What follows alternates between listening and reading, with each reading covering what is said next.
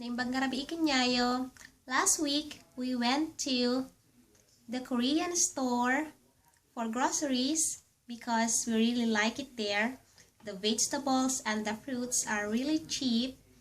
So we went there last week, and I did some video clips with my mom and my dad, and let's practice saying how much in Ilocano.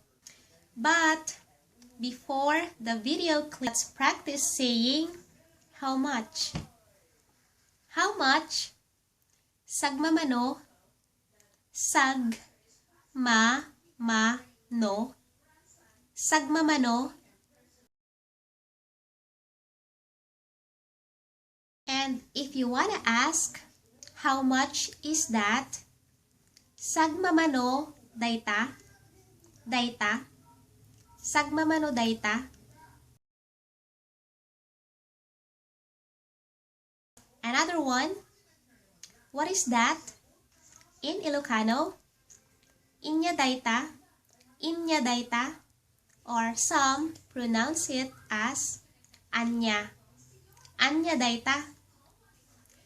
And if you haven't seen that video asking what is that, or what are those, or saying these are, or this is, you can find the link below, or you can click the video up here. So let's start the video. Mama, Inya dayta. Parya. Sagmamano. 169 account. Mano alaem. Ha? Talo. Talo? Inya dayta mama. Then sprout. Sagmamano. 2.99 na. 99 cents. Oo. Inya dayta mama. Luya. Sagmamano. 99 a pound.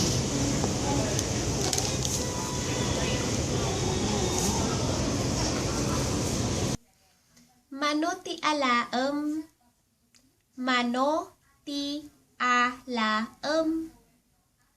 Mano ti alaem. How many are you going to get?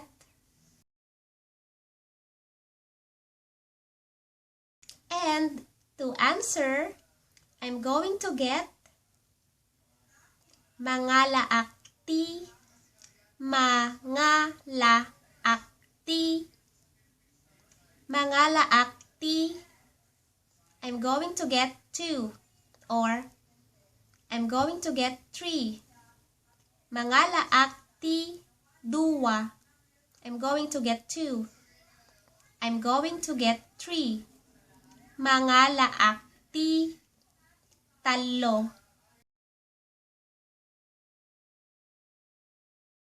Or maybe you wanna answer just 1. Maysa laeng. Maysa laeng.